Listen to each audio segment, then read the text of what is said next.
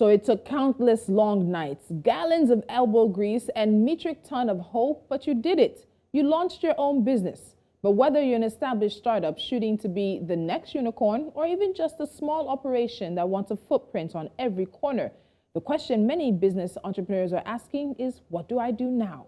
Small and medium-scale businesses or enterprises are an important part of all African economies. We can see our entrepreneurial spirits from north to south and east to west. But times have been difficult. The pandemic hit many SMEs hard, and some even had to close their doors. Then the cost of living and disruptions that came with the Russia-Ukraine war is another factor.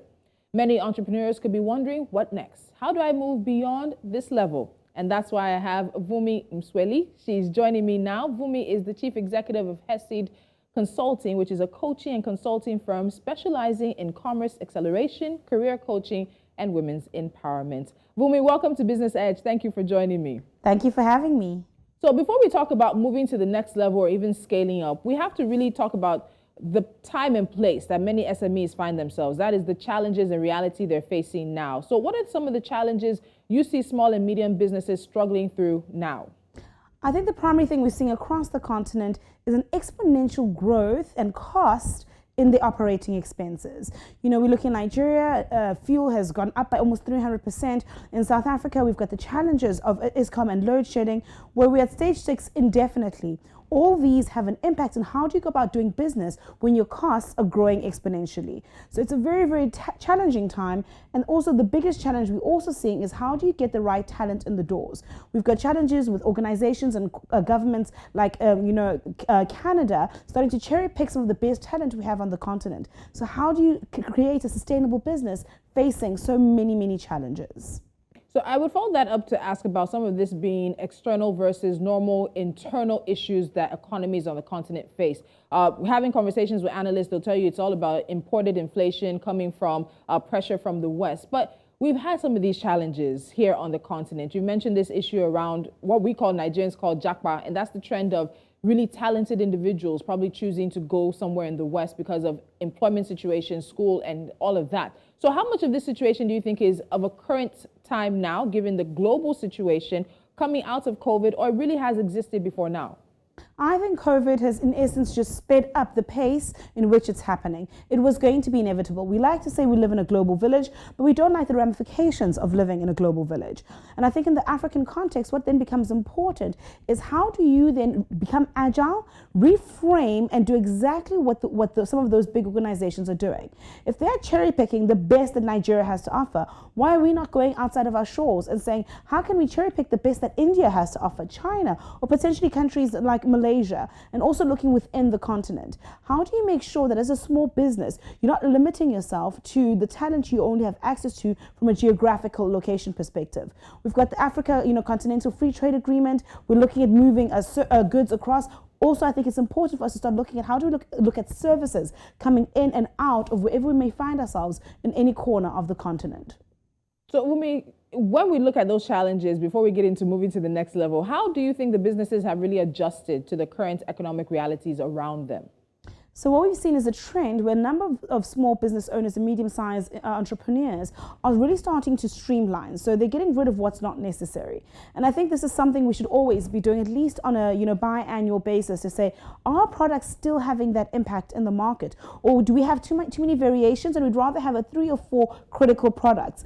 What do things look like from a geographical location? Do I still need to be everywhere, or do I focus on where I'm really, really excelling? And then most importantly is, how am I diversifying those revenue streams coming in?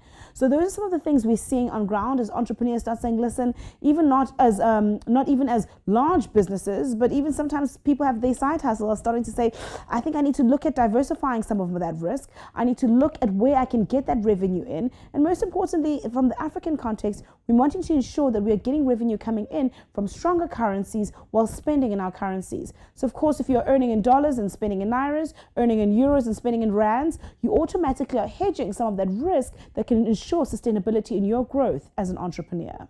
All right. So now I'm at the point where I want to scale up. I want to move to the next level. What are some of the indices that I need to look for in my business that also tell me my business is ready to move up? Because we have seen situations where businesses scale and that's when they fall apart. They're not able to meet demand. They were not ready for this next level. So what indices should entrepreneurs be looking at when they want to move their businesses to the next level?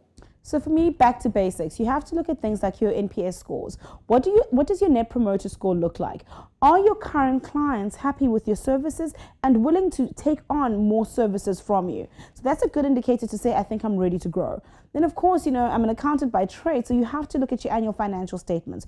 What do they look like? Is your gross profit margin at the space where you realize if you scale, you've got exponential growth? This will also indicate to you how much capital is going to be required for you to take that next level. Often we've got a great idea and we've really niched it down and we think we're ready to scale purely because we want more revenue generation. But understanding the cost, the impact on your current infrastructure is going to be critical for you to succeed in scaling that business into the future. So look at your current customers, your net promoter score, take a look at your current ratios, your gross profit margin, taking a look at your earnings before, interest, tax and depreciation as well as amortization is going to be very, very important. And then also taking a look at what are the trends currently in my industry, not looking only in your geographical location, but across the globe. Are you noticing that people are scaling, but you notice in the future is slowly going to start to taper down? Then that will almost help you adjust your scaling strategy. Okay, so about that scaling strategy, is it the time now? Because as I mentioned earlier, cost of living, you talked about rising fuel costs in Nigeria, talked about load shedding in South Africa. Around the continent, we can see the struggle. Wallets have shrunk, cost of living is up, fuel prices are up as well, and people are generally struggling. Is this the time for an SME to think about scaling up or even moving to the next level? I think there's never a better time. Often we notice when things are very, very difficult globally that's where most multimillionaires get born. So as a business owner, I think you do yourself a disservice by not considering scaling up. Look at myself. I live in South Africa, but I'm here in Nigeria scaling up my business. I'm doing the same thing in Kenya.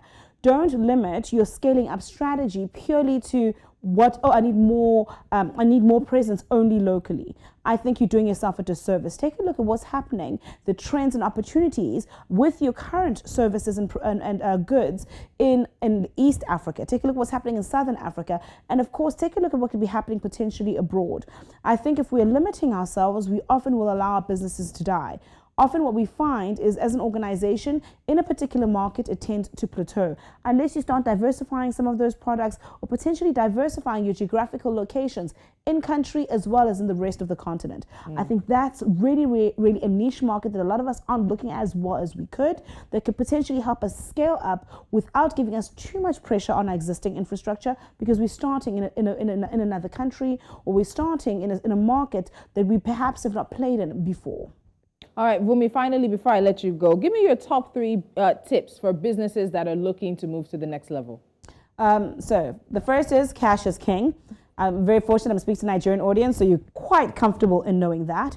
And I want you to remember that revenue is vanity. So often when you're out there trying to raise those funds, they're going to look at your revenue, think, oh, you're definitely ready to scale up and we'll give you that money. Remember that revenue is always vanity. And then the third thing is you don't know what you don't know. So as you are scaling up, have as many conversations with key experts, hiring the right coaches, hiring the right consultants who can ensure that your strategy is aligned.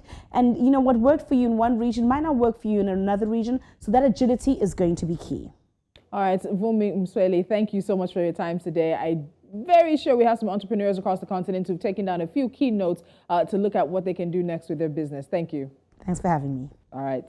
And in line with that conversation, one that doesn't end because, as I said earlier, small businesses and medium-sized ones are the backbone of Africa's economy. But that backbone right now is bending. Why? Because inflation is a global problem and we're feeling it just as much as others. We'll get into that conversation right after this.